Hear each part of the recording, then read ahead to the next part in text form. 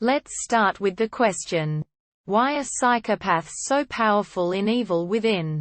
Is there any in-game explanation why the evil characters are so powerful inside STEM? It is really frustrating that your enemy can do all this crazy stuff with you and your mind. Sending monsters. Teleport. Dodge. And I hoped that once Seb understood where he is he could activate also some powers. Nope. While in the first part it could be explained that the inventor actually had the experience to explain the power gap, the second part makes it clear that psychopaths are much more powerful by default.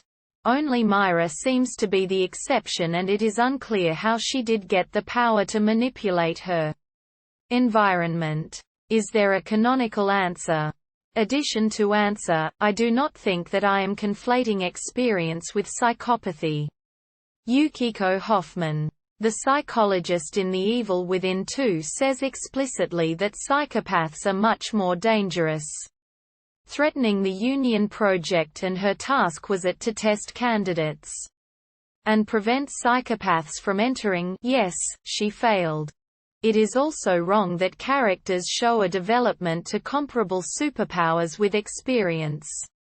Both Julie, Marcelo Jimenez and Esmeralda Torres, and the STEM team, have extensive experience with the system and do not show remotely the presented superpowers like 1.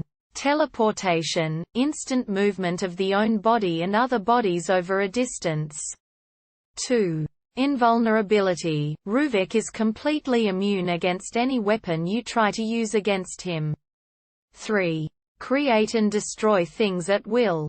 Ruvik has his mansion. Stefano his living camera with tentacles. Theodore his incredibly big wall of fire. 4. Time freeze. Stefano and Ruvik can freeze the time, leaving victims helpless. 5. An army of monsters and specific bosses which are incredibly hard to kill and cannot be defeated once they have you in their grasp, which are even able to raise from dead, like Hammerhead. So how can we solve this? There's one possible answer. Answer 1. I think you've got some basic flaws with your interpretation. Firstly, Sebastian does have limited powers in STEM, especially the second time around. Tatiana makes pretty clear she exists only for Sebastian. And the flashbacks to Beacon in The Evil Within 2 are Sebastian-specific. So he gets some considerable powers even if he can't exactly control them.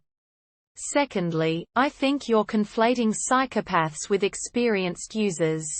Ruvik, Myra, Theodore, and Stefano all knew they were in STEM, and they knew about it from the start.